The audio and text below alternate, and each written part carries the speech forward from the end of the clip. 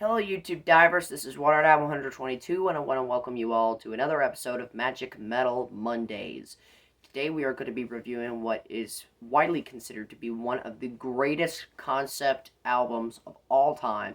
We are going to be talking about Operation Minecrime by Queensryche, released in 1988. Now, coming into this album, Queensryche was definitely a band that I had wanted to listen to, and Operation Mindcrime was one of those albums that I wanted to listen to just for the sake of, earning the credit for it because it's considered to be a classic.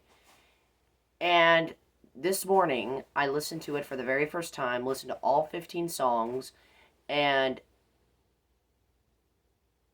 honestly, for my introduction to Queensryche, it was good. It was not a bad introduction by any means. It just felt like something was not there. It just felt like this album was missing something, in my opinion. But we're going to get to that in the review. I definitely do not think it is the greatest concept album of all time because we know what the best concept album of all time is, or at least if you've been watching my channel for very, very long. I've also got it right here.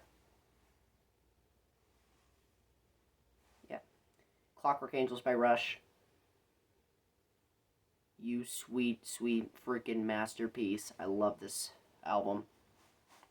If you want a great concept album, I recommend you listen to Clockwork Angels first, and then maybe go to Operation Minecrime, but that's not over there. We're here to talk about Operation Minecrime today. Maybe I'll do another video where I talk about Clockwork Angels. Who knows? So, Operation Minecrime by Queensryche. Very good album. And there's 15 songs on them. Most of them are great. Some are average. Which is why my opinion is very mixed about this album as of right now. So, let's go ahead and jump right in. We've got a lot of songs to cover, so let's get started. Oh, and before I begin this track-by-track analysis, I will not be discussing the story of this album, mainly because if I vent on the story, like some storyline parts on some of these tracks, then eventually I'm gonna get lost, and I don't know.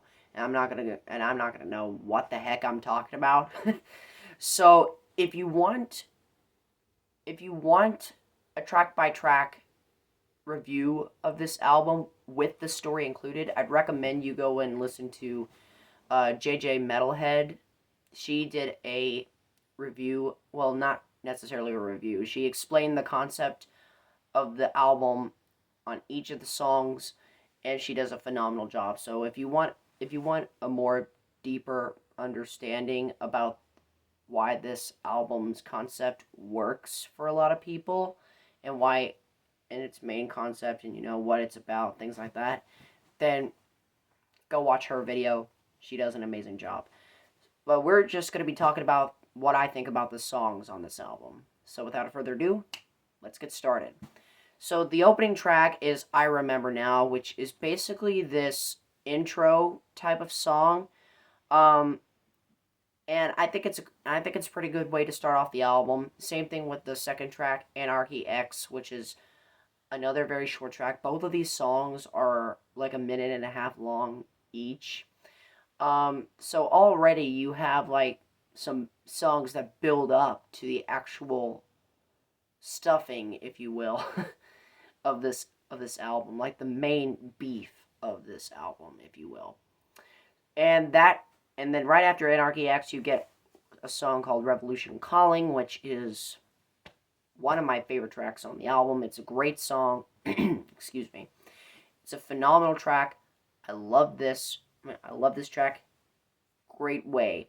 And when Jeff Tate's vocals kick in, you really are blown away with how good of a singer he is. Even though I personally think he's an all-right singer, in my opinion. I mean, he's talented, don't get me wrong, but to me it sort of sounds like that he's trying to rip off Bruce Dickinson of Iron Maiden or Michael Kiske of Halloween, for example, who both of those singers are two of my all-time favorite metal vocalists. The latter being my all-time favorite vocalist, period. End of discussion. Um, but overall, Jeff Tate, it definitely takes time to get used to his voice, but as the album goes on and on, his voice just gets better and better. But Revolution Calling in of its own self, phenomenal track. Absolutely fantastic. Then we get track number 4, which is the title track, Operation Minecrime. And this is definitely one of the best progressive metal songs that I've ever listened to. I think it's in the same league with songs by Sabotage, songs by Dream Theater, and so many other bands. Operation Minecrime, that's a masterpiece. It is probably my favorite song on the album, although it is very close between this song and another song that's on this album. We'll get to that in a second. And then the next track is where this album starts to lose me a little bit. Track number 5, Speak.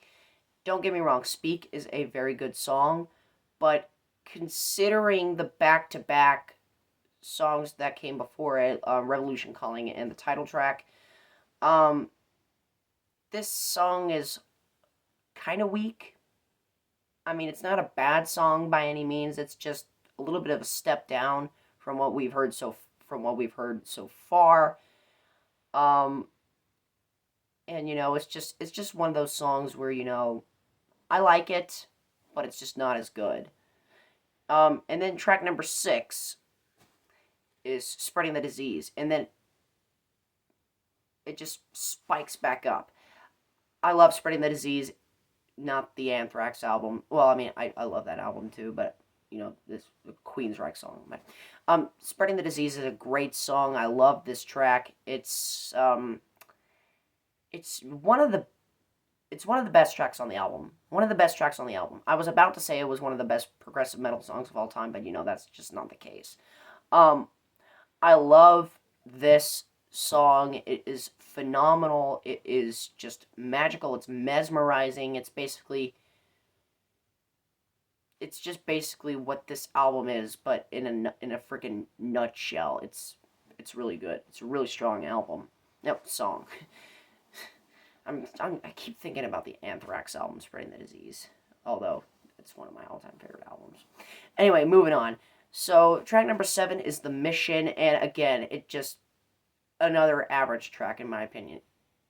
My opinion about The Mission is basically the same way how I feel about Speak.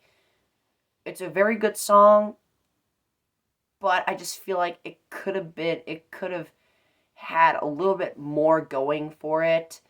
But the vocals are still great, the drumming is still great, the performances are still great. Everything about this song is great in of its own self. But this song just left me wanting more. And on the next song, we get that more that I've wanted. And that is the grand 10-minute epic that is Sweet Sister Mary. I love this song. It is definitely one of the best progressive metal epics I have heard thus far in my journey with progressive metal. It is definitely one of those songs, like one of those 10-minute songs that you just don't want it to end. I mean, it just goes by like that, and you're like, what the heck did I just listen to? What did I just listen to? That's basically how I feel about Sweet Sister Mary. It's a great song. Top 5 song on the album for me. Very great, very good song.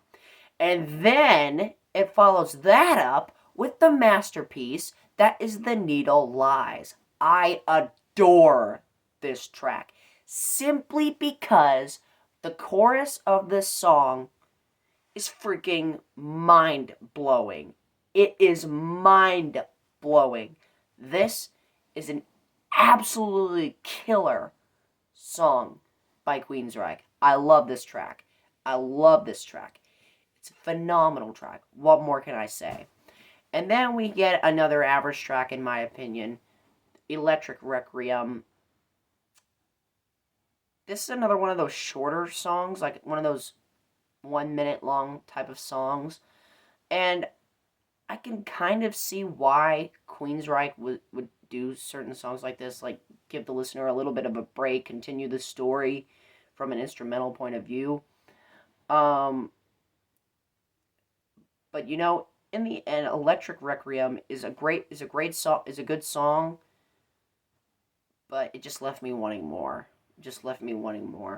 And then once again we get back-to-back songs that are absolutely killer. Goodness gracious, I cannot talk right today.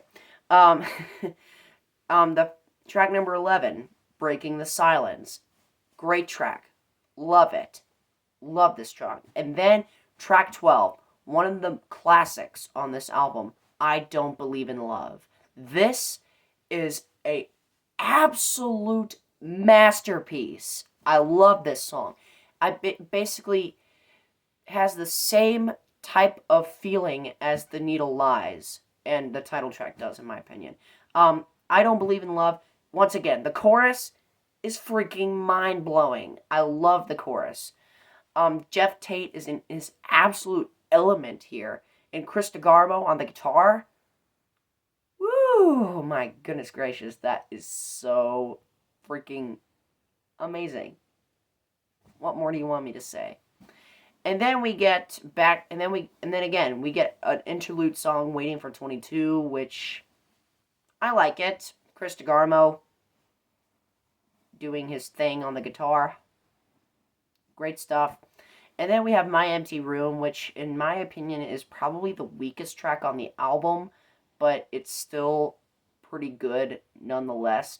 I mean, like I've said with all the average songs on here, it just left me wanting more. It just left me wanting a little bit more, and I felt like something could have been done like a little bit. Maybe they could have added something on it, maybe expanded the story further, but you know, who knows. And then track number 15, Eyes of a Stranger, which closes off the album. This is a great song. Great way to close out the album. Great way to close off the freaking album. This is a great song. Phenomenal track. And, you know, this actually makes it feel like that this album was meant to end here. Because at the very end of Eyes of the Stranger, they do a brief callback to the very first track on the album, I Remember Now. And it definitely fits, and it definitely feels like a fitting end to Operation Minecrime. And then Operation Minecrime 2 happened nearly 20 years later, like 18 years later in 2006. I have yet to listen to that album. I will listen to that album when I get the chance to. And I'll make an album review for that as well. Now, with that said, my final thoughts on Operation Minecrime. This was a very up and down album for me. I don't think that it is the best concept album of all time, as I've stated in the beginning of the video. There's just better concept albums here. Looking at you. And then you know, I don't think, like I said, I don't think this is the best concept album created. I don't think it's one of the best progressive metal albums ever created. I mean, Hall of the Mountain King by Sabotage is, in my opinion, a way better album. Personally, I kind of feel like that this band is ripping off Iron Maiden, because Queensryche, or at least on this album, they definitely sound like Iron Maiden here.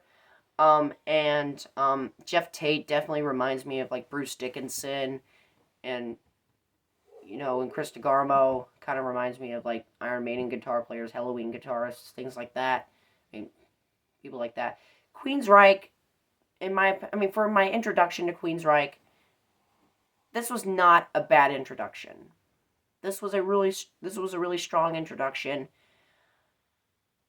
It may be the best Queensryche Queensryche album. I mean, objectively, it definitely is. But in my opinion, who knows? I need to listen to the rest of their catalog first for me to develop a formal opinion about this band, and who knows, I might even do a album ranking of theirs come next year, along with bands, along with potential bands like Swallow the Sun and maybe Dream Theater and maybe bands and maybe other bands like such.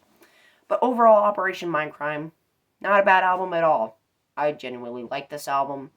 I'm gonna give it an 8.5 out of 10. Solid album from start to finish. The average songs kind of hold it down for me. Same way how I feel about A View from the Top of the World by Dream Theater.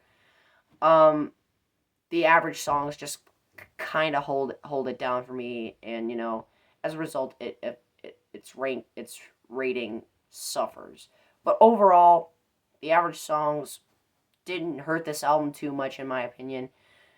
Again, I just want more, and I'm hoping that Operation Mindcrime 2 gives me that more that I want. I want more from this album. Great album nonetheless. Solid introduction to Queensryche. I like this album. So with that said, that concludes this edition of Magic Metal Mondays. Thank you so much for watching, my fellow YouTube divers. This is WaterDive 122 signing out, ready to dive into more fun on YouTube. Thanks for watching.